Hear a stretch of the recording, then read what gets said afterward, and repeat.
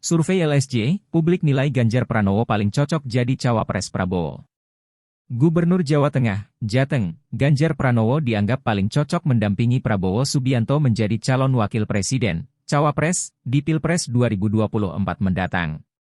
Ganjar unggul dibandingkan Ridwan Kamil dan Sandiaga Uno, dari sejumlah tokoh yang namanya banyak beredar di papan survei. Ternyata Ganjar Pranowo dinilai oleh 26,5% publik sebagai tokoh yang paling cocok sebagai cawapres mendampingi Prabowo Subianto, ujar peneliti LSJ Iqbal Mawardi dalam paparan hasil surveinya secara daring, Rabu, 7 Desember 2022.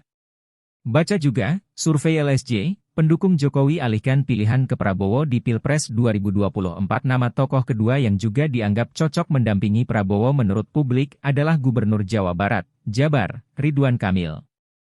Pria yang akrab disapa RK ini mendapat elektabilitas sebesar 24,8%. Berikutnya, publik yang menginginkan Sandiaga Uno kembali menjadi pendamping Prabowo sebesar 20,6%. Di posisi keempat, diisi oleh Erick Thohir dengan elektabilitas sebagai cawapres pendamping Prabowo sebesar 10,1%.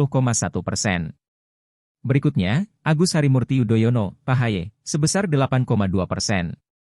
Disusul, Puan Maharani sebesar 2,1%, Khofifah Indar Parawansa sebesar 1,9%, dan Anies Baswedan 1,5%. Sementara, Ketua Umum DPP PKB Abdul Muhaimin Iskandar yang juga digadang-gadang sebagai cawapres pendamping Prabowo memperoleh elektabilitas sebesar 1,5%. Terakhir, Airlangga Hartarto sebesar 1,4%. Tidak tahu atau tidak jawab sebesar 1,4%, ucapnya. Untuk diketahui, survei LSJ dilakukan pada tanggal 15 hingga 26 November 2022. Survei ini melibatkan sebanyak 1.220 responden yang tersebar di 34 provinsi Indonesia.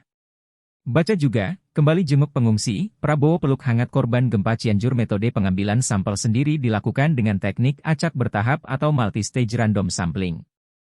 Adapun, tingkat kesalahan atau margin of error yang diterapkan sebesar 2,81, dengan tingkat kepercayaan 95%.